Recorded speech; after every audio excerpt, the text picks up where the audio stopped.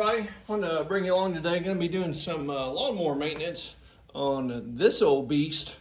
It's a Bobcat slash Ransom is the name brand of it. I've had this thing for a lot of years. I've got like 68 hours on this machine, and it's been really good. It's just been a really fantastic lawnmower, and I've got a lot of use out of it. It's a 52-inch. And it's got a Kawasaki engine on it, which is fantastic. And really like it. It's been really good to me. No complaints here. A little dirty for sure. There's no doubt about that. That's what they're made for. Get them out and work them. They're basically, these new lawnmowers, guys, these zero turns, they're like tractors. And they're really, really good. So really enjoy it. And I'm going to take you along today, kind of show you everything that I do to it. And keep this bad boy going on a regular basis. All right, so let's go over some things that we're gonna do to this lawnmower today. Number one, I use full synthetic motor oil in this. I use full synthetic engine oil on everything that I have, every lawnmower, even my weed eaters and gas blowers and everything that I have, all my automobiles. And I don't go out and buy the real expensive stuff. I've used Walmart. I think it's called SuperTech. I've used it for a lot of years. I've used a Rural King, which is another, it's a farm store that I have.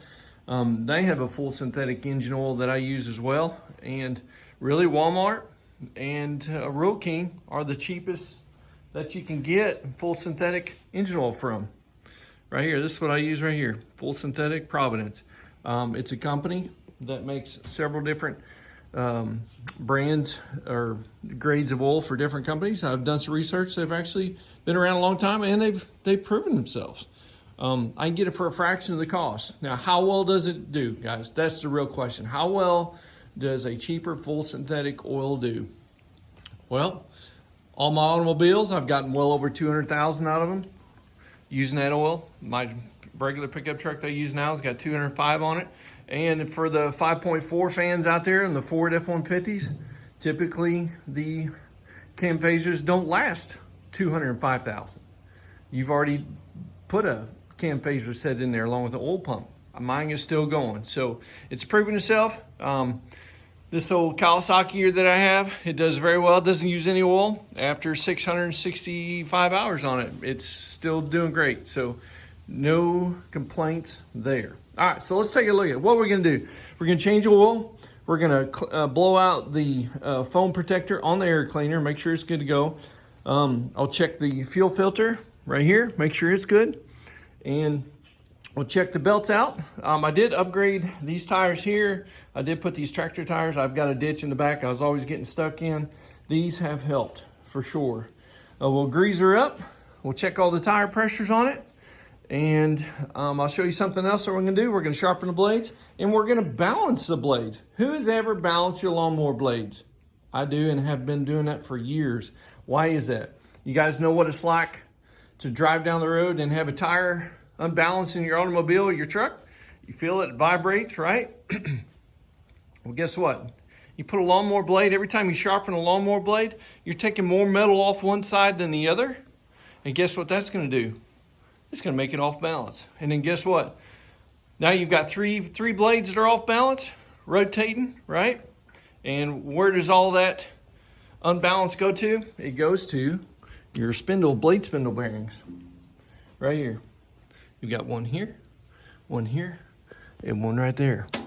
So how do you make these last longer? Number one, you're gonna grease them on a regular basis. And also, if you put a set of balanced blades on there, you're gonna take all vibration out, and you're gonna make those blade spindle bearings last a long time. Now, as I go through this, these blade spindles bearings did not have grease fittings in there. I actually put some grease fittings in there and make them last a little longer. And I'll show you what I did there. So come along, we'll take you through step by step, and we'll make this lawnmower last many more years, right along with yours. So thanks for watching, and let's go to it. All right, so here we go. Here's my lawnmower blade right here. And what in the world have I got this hanging on, right? Well, guess what? This is what I did here.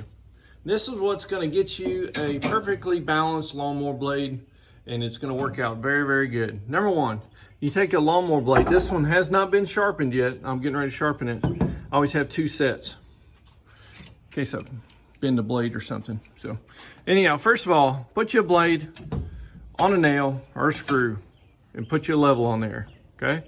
You're gonna get that thing nice and level, which is right there. Then from there, you can draw a line right on top, just like I have there. That is perfectly level, okay? Now, like I said, this is a used blade. Now we're gonna move it away from the wall a little bit and let this thing do its thing. It's gonna rotate a little bit, right? You're like, oh, that's not too far off, because see how much is off? Right there, it's off. Let me get it right here. That's a perfectly balanced blade. You got the same amount of metal on both sides, okay? And then this is what it looks like when it's unbalanced. Now, you're like, well, that's not too bad. You're right, because I balanced this before I put this blade on and used it for a full season. But now, since it's due for a sharpening, now I'm gonna show you what happens when I take this blade off. Now we're gonna sharpen it, and we're gonna stick it back on there, and we're gonna actually see how far out of balance this blade actually is when you think it's sharp and ready to go back on. All right, so this is what I use. I just use a regular 4-inch grinder. Some have the handle on there, some don't. I just take mine off because it's a little bit more versatile for the kind of work that I do. And this is lawnmower blade. Now what I'll do is I'll take this and I'll run this at an angle all the way back and forth on this, creating a nice sharp edge right on the outside of that. Now, as you can see, this is a mulching blade. It's got these big old teeth going across. I've got a lot of trees in my yard, and this absolutely destroys leaves during the fall, and it's fantastic. Now, these here will actually get dull too, right through here. So how do you sharpen those up? Because you will have to sharpen them. What I do is I'll just take my grinder and I'll just slide this down inside there to make a nice sharp edge again as I work my way down through there. And you'll have a nice sharp edge right on the cutting face of each one of these teeth right here, and it will take care of some leaves for sure.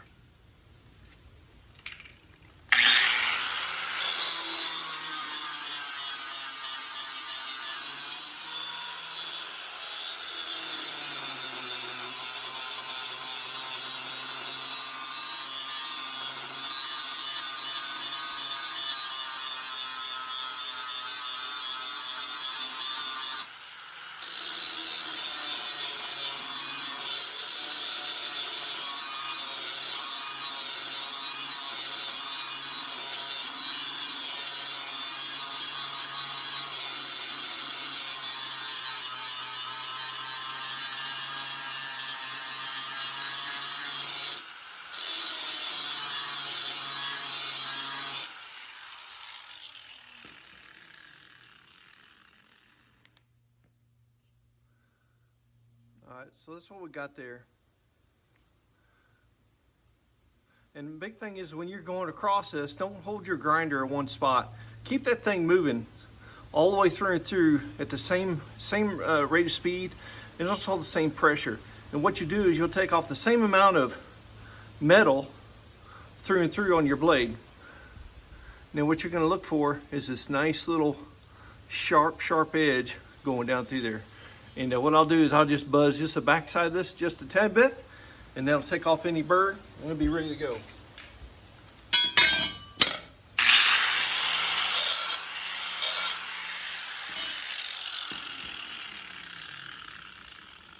Also, if you want to make sure that your blade is super sharp, just look down on that cutting edge, and you're going to look for a uniform sharp edge. There's going to be times where we may have a little bit thicker area. Don't worry about it, just keep on hitting it. And I've got a little bit of thick spot about right in here, if you can see that or not, but I'm going to buzz that just a tad bit more.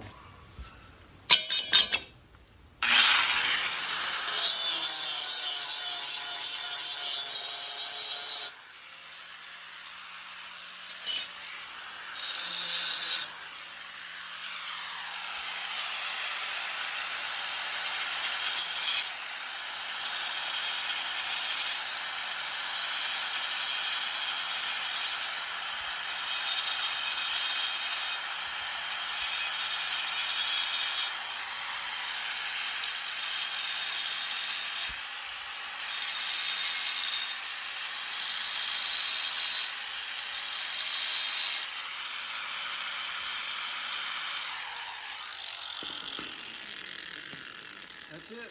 We sharpened all of our teeth here. Got a nice sharp edge. I'll do the other side. And then on top of that, we got 3 more to go. All right, so this is the blade that I just got done sharpening. And as you can see, it's actually tilted the opposite direction now. And the reason is because I took a little bit more metal off of this side than I did this side, as you can compare to the line there. See how much it is off? What we're gonna do now, in order to get this blade level, is we're gonna take some metal off this side. It's gonna make it, oh, I'm sorry, told you wrong. You're gonna take some metal off this side and it's gonna bring it up. And that way this blade's gonna be perfectly level. So yes, the side that's hanging down, that's the side that you wanna take it off because it's a little bit heavier than this side, and we're gonna level it up. All right, so this is the blade, the number 1 blade here, and I've got it nice and balanced and true. You can see the line is straight across. That means that we have equal weight on both sides of this blade, and it's ready to get installed. And I've got 2 more blades to do and get some sharp, balanced blades back on this lawnmower. I'm sure everybody's wondering why in the world did I just use 1 car ramp and not 2, right? Well, this is what I've always done. It works out really good for me. It's actually safer to do it this way than use a floor jack to get my height clearance underneath. That way I can get my impact up there and take out my bolt. So this is what I do right here.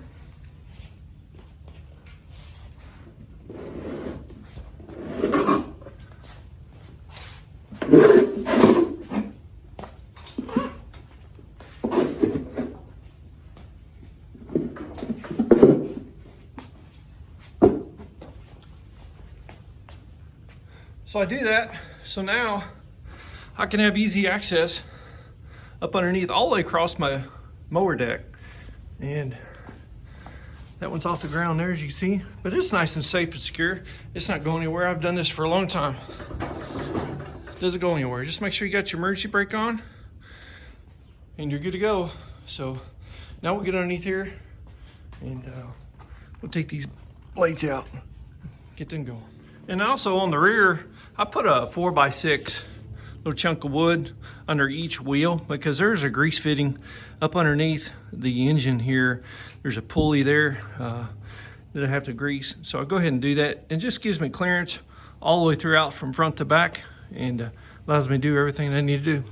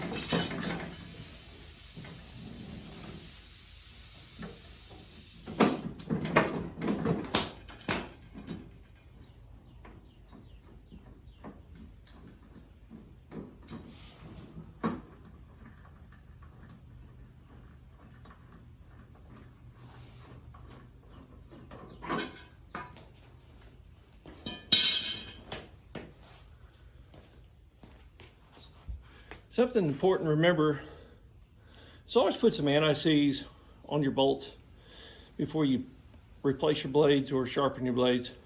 This is from last year, and you can see have a nice residue there. That's what you want. If you do that, you'll never have any trouble with these bolts seizing up in there, and they'll really help you out in the long run for sure. So just make sure you put plenty of NICs on there and you'll be good to go.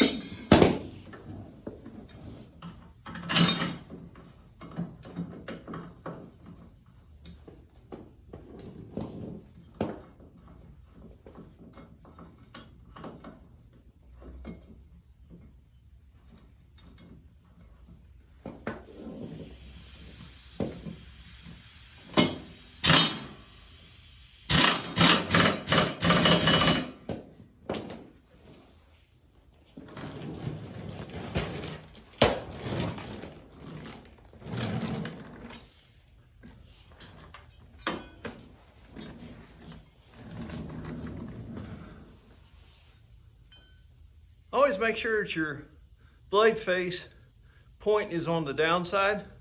Slide your bolt up in there like that. That way you won't put your blade upside down on your mower deck.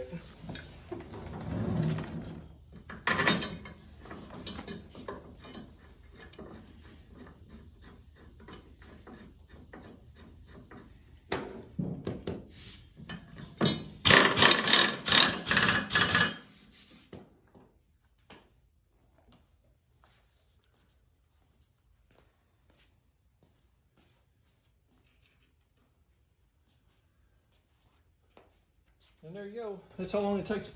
Take them off, put them back on. Main thing is just getting them sharp. That's probably the key to it. Just take your time. Get a nice sharp edge on them, and they'll be good to go for you for the rest of the year. All right, so this right here is a grease fitting, as you guys are well aware of, but this brand did not have a grease fitting for your spindle bearings. There's a spindle bearing that sits on the bottom here and also on the top. They are a sealed bearing. So these went out right at like 300 hours. And like I said, I've got like 600 and I don't know, I think it's like 76 or something like that hours on it. But before, because I had to take these out, put those bearings in there. So before, what I did was I actually drilled a hole in each one of my spindles and stuck a grease fitting in there. And what that allows me to do is now I'm able to actually service my grease fittings on every one of my spindle, blade spindles, and make them last probably 2 to 3 times as long. That's exactly what I want. Now, underneath your mower decks, you're gonna have to go through probably at least once or twice a year, depending upon how much rain you get. As you can see, mine's really plugged up with some grass. What I'm gonna do is go through there, clean all this out, and then that'll actually help create a better suction, a vacuum for your grass to actually suck up, so your blades will actually, cut them and make them a lot better. Your yard look a lot better, but also it helps throw the grass out so much better and won't allow it to clump up near as bad. So check at the bottom of your decks out when you're doing your service, and it'll make it last a little bit longer. They've actually got the spray. You actually spray the bottom of that. It's like a Teflon coating, and clean it really good, and you spray it, just kind of help the grass not stick to it. But for me, I don't worry about it. I just cut the grass. Okay, so now we're on top of the mower. We're going to check out all the grease fittings on top of this dude. It's got several, man. We've got one right here that actually greases and for your swivel on the backside. You've got another one right here as well. You've got another one right down in there, as you can see, and you've also got your front wheel bearing as well. Not bearing, but your a little caster that spins around there. It greases those really well. And got the same thing on this side over here. And that's what I really like about these commercial mowers, guys. They're zero turns. It's got a lot of grease fittings. It's phenomenal on keeping your machine running properly and with minimal repair, I should say. And we've got another one right here. That's for your blade tensioner here. And we've got another one right here on the back side. And then we got one right underneath the hydraulic pumps that this has here. While you're in here, important to check your battery cables. That one there is getting a little bit of corrosion. I'll probably clean that up a little bit, and that one is too. We'll get those cleaned up. This is your hydraulic tank. We're going to make sure that we have plenty of hydraulic fluid in here. And the filter down there is about a 300-hour filter for your hydros. And then we can actually get that replaced as well. So we'll get all this checked out, and next thing we'll do is we'll drain the oil and put some fresh oil in this thing. All right, so we got our battery terminals nice and clean. If you guys don't have any dielectric grease, that's what I use on my battery cables. Just take a wire brush, clean them up really good, and then put some dielectric grease on there, and it'll keep a nice clean terminal. It's been probably 4 years since maybe 5 years since I've done that. So anyhow, that's done. We've got our oil drain pan down here, and right here is the drain plug on it. What I've done is I've stuck some paper towels on here, because when you take this off right here, sometimes this oil will want to drain back that way. And for filters, I only use Wix filters. I've used those for years. Wix actually makes Napa filters, so Napa Gold, they're both a really good filter to use. That's what I use all the time. As you can see, this is our little foam. It's like a pre-cleaner for your air filter. And man, like I said, I mulch leaves all the way up to the end of December. And this little pre-cleaner does a really good job of pre-cleaning air. Then that way, your air cleaner stays super clean in there. And you can get a lot of life out of these by just servicing your foam pre-cleaner on there. And what I'll do is I'll just take this and I'll wash this out really good with some soap and water, wring it out, let it dry, put it back on. Now let's talk about the oil, draining your oil. I'm a little picky, I guess, when you say it, but this is what I do. I always have me a little level right here, and I put it on my top of my engine, and I know that what's happening here is this oil is going to run this way, and I want it to go to my tube. That's what I want to. I want to make sure I get every bit of oil out of there, and also check it this way, and I make sure that it's nice and level that way, because what we don't want is we don't want the oil to be settling back to the back side of the oil pan or to the other side of the oil pan. We want it all to come right to our drain. So we'll take that out, and we'll let this start draining in the oil pan, and when we get back, we'll start filling her up. All right, so we're getting ready to change this oil filter, and it's right here. And one thing is no matter what, most time it's going to be messy anyway. This right here is my new oil filter, and always put some fresh oil on your oil seal here. Make sure it's good to go. So we're going to try to do this as fast as we can, and no matter what, we're going to make a mess.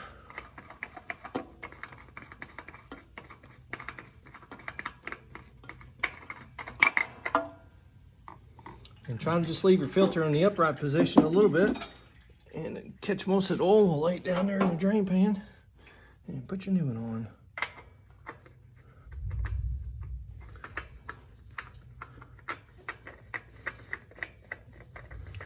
And remember, never over tighten these oil filters, because you can over tighten them, and if you do, they can sometimes be a complete bear to get off.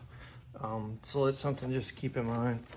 I just hand tighten them, put a little paper towel on them. That way you got a little bit extra grip, and wipe it off, and then you're good to go.